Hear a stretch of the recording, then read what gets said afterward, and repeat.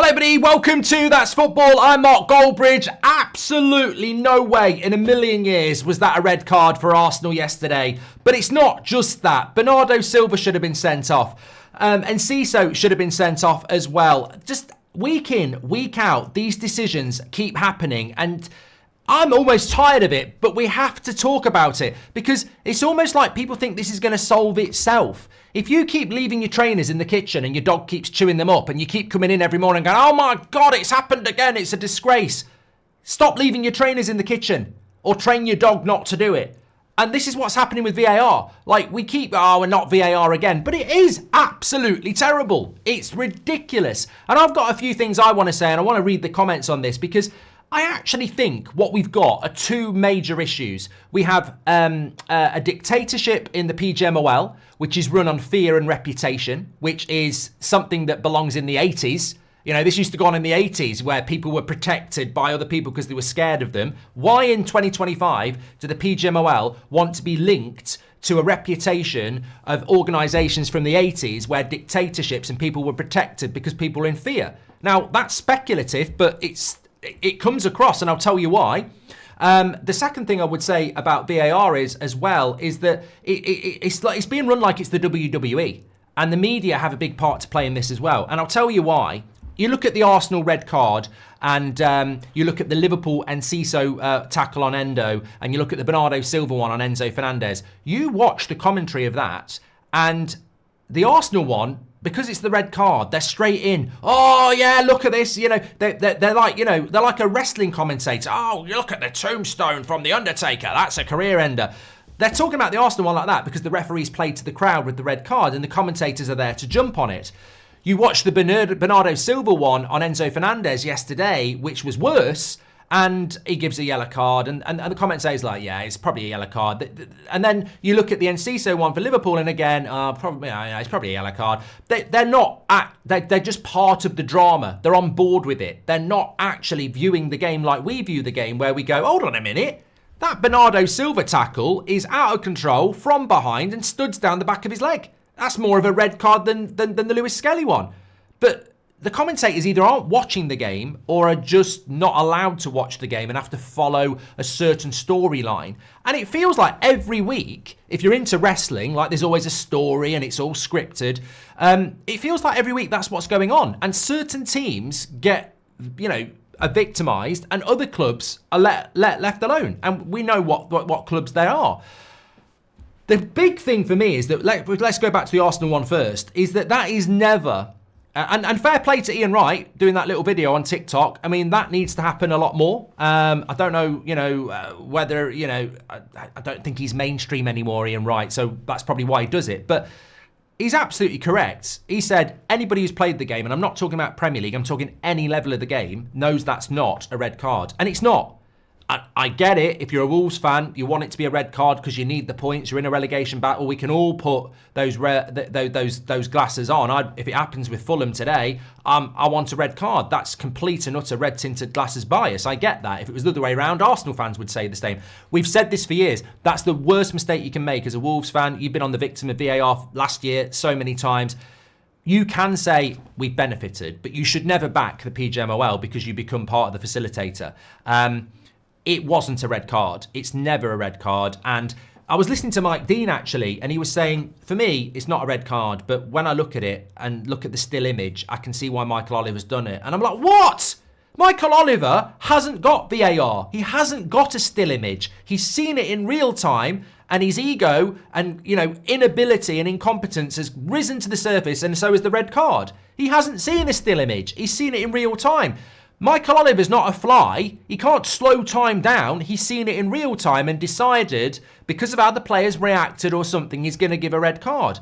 It's not a red card. And the big thing that people are missing here, and this is what we're talking about, fear, and this is ridiculous, is that Michael Oliver is incompetent. Like, I don't care what anybody says. Let's go to court, Michael. You are incompetent, and we can all, we'll all go to court, and I'll just say to everybody, I'm at court on this date, bring me evidence of his dodgy decisions over the last 18 months, and it will fall apart because he is an incompetent referee on pure opinion based on the amount of decisions he makes. That, in my opinion, is absolutely fair to say. He is incompetent, in my opinion. That is a reputation that follows him. But in the PGMOL, he's some sort of god. He's Ollie. You know, he can't be, you know, he's absolutely amazing. So what you have is, and this happens at Anfield last season, when in the last minute, inexplicably, didn't give a penalty to Liverpool when Doku kicked McAllister in the chest in the penalty box. It's a penalty. Everybody knows it's a penalty.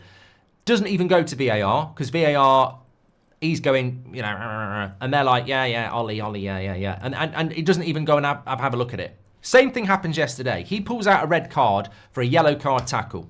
VAR should be saying, you need to have a look at this. We're not convinced it's a red card, but it's your call. You need to come and have a look at it. That's what should have happened as bare minimum. But you're telling me in a VAR room where I think there are 4 officials, you're telling me Michael Oliver got it wrong and then 4 other people looked at it and all got it wrong as well. Absolute bullshit. So the rest of the world know it's not a red card, but Michael Oliver gets it wrong, and then 4 other independent people get it wrong. Well, there you go. That's the mistake. They're not 4 independent people. They're 4 up-and-coming people who don't have the gravitas of Michael Oliver, and they're scared of saying, Ollie, we want you to have a look at this because his status in the PGMOL is higher than them, and he's one of the best referees in the PGMOL, and they are terrified to do their job. And this keeps happening all the time. I've seen it happen with Anthony Taylor as well.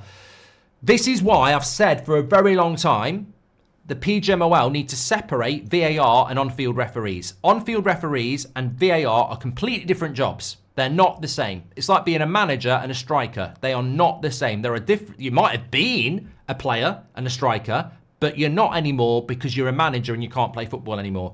And this, in rare occasions, you could have a player manager, but we should differentiate VAR and officials. They should not be using Tails, Anthony Taylor's nickname, or Ollie, Michael Oliver's name, when they're audio. They're mates. They probably socialise. They're in WhatsApp groups. They're there to back each other up. Oh, it's us against the world. You know, that is crap.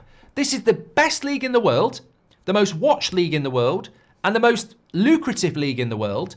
And we have amazing talents at Man City and Liverpool and Arsenal and, you know, brilliant teams doing brilliant things like Bournemouth and Newcastle, etc. And then we have officiating that actually probably wouldn't do that well in the National League. And we need to separate the two. VAR and officials shouldn't like each other. We'd get way better decisions. If they didn't actually like each other, we'd get better decisions because they'd go, oh, here we go, Oliver again. Like, we don't agree with this. Go and have a look at it. And if you want to look at that screen and stand by it, that's up to you. But we actually don't think that's a red. Then he's got to go and look at it. And we know VAR don't agree with him. And then he's got to back himself again, knowing he's probably got it wrong and he's under scrutiny. But what VAR does is, Michael Oliver gives that red card out. And then they go, oh, it's Ollie. He knows what he's at. You know, we can't say anything. Look, Ollie, we're with you. You've got 5 people with you now and the whole of the PGMOL. And then everybody's looking at the whole organisation going, you're absolutely shit. I don't mean they don't need to like each other. They need to be separated. There should be no socialising. There should be no WhatsApp groups. It's 2 professional bodies and we'd have better refereeing. And I've been saying this for 18 months. If I'm a referee and I get somebody go, with VAR, we've looked at it, you're right, I feel confident. If I get VAR look at it and go, you might want to have a look at it, mate. I can see why you've done it in real time, but when you look at it again, just have a look at it again. You're going to have a look at it again. You're getting better information. There's too much ego and it's destroying the game in football. It's that simple. And if anybody doesn't understand that, then we're in big trouble. They are definitely, in my opinion, ruining the game. And there is definitely evidence that this is manipulated. Subconsciously or purposely, this is manipulated decision making. And yesterday for Arsenal was an absolute prime exhibit A evidence of that. If this was in court, you'd show that and you'd go, right, that tackle there in real time, he's given a red card. 99% of people don't think that's a red card, so he's got it wrong. It then goes to VAR with 4 separate people, and then knowing that 99% of people don't think it's a red card, another 4 people have said it is. That's corruption. That's mental corruption. That's almost like indoctrination. That's a dictatorship. That's a problem. You can't have somebody on the pitch make a ridiculous decision and then a supposed independent, looking for expertise to improve the game or back him up. That can't be right. That can't be right. And people will say, yeah, but they'll only go against him if it's a clear and obvious error. Mate, that's a clear and obvious error. Like that is the definition of a clear and obvious error. It wasn't borderline, it was clear and obvious. You then look at the Liverpool game, Enciso on Endo, that's a red card. I mean, that Liverpool probably don't care because they've won the game, but that's a red card. That's simply a red card. Why is VAR not doing that? Backing a referee again? I don't know. You look at the second yellow card for Gomez in the Wolves game, and oh my God, this is even worse. So Gomez is on a yellow card, second half, commits a foul on an Arsenal player that's worse than Lewis Skelly. And he goes, second yellow, red. And I'm like, what? Some people were going in the chat, what are you moaning about? It's the same outcome. It bloody well isn't. If he gives a straight red, which is what he's given to Lewis Skelly, that Wolves player gets a 3-match ban. Wolves are in a relegation battle. If I'm Ipswich, I'm going bloody mad. So you're giving a red card to the Arsenal player straight. You're not giving him a red card for a worse tackle. You're giving him a second yellow. You're the same bloody referee, mate. This is the problem. The same referee in the same game can't even be consistent with what he's done in the first half. Is that an admission that he got it wrong? It's just incredible that this is happening.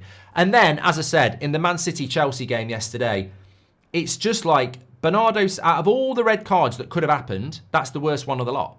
That Bernardo Silva tackle is worse than Lewis Skelly, and it's worse than Gomez. And you know why? Because if you've played the game and you're dribbling with the ball and you can't see a tackle coming and somebody comes in from behind you with you like that with their studs up and they catch you on your heel, you could be out for 6 months. That tackle by Silva just got completely washed over. Oh, second yellow, it's Bernardo Silva, he can't tackle. He's actually really dirty, he does it all the time.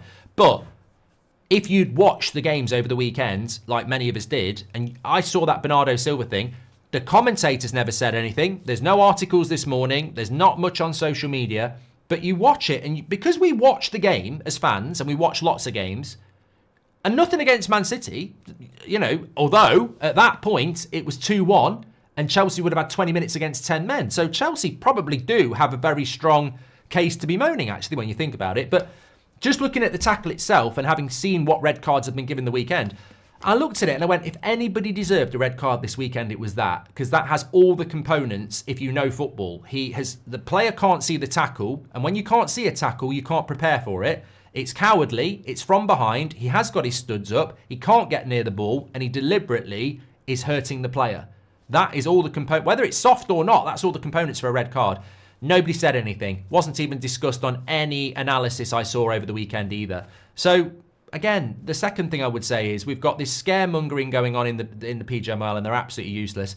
And then we've got this almost like theatre going on, where if it's the right, it's almost like if it's in the right game with the right team, let's jump on that and say it could be a red card. But if it's in the wrong game and we're not that interested, let's just, yellow card, play on. Ridiculous. Anyway, I've had my bit. Get your bit in. Thanks everyone for watching. Make sure you smash a like and subscribe. I'll speak to you on the next one. Take care.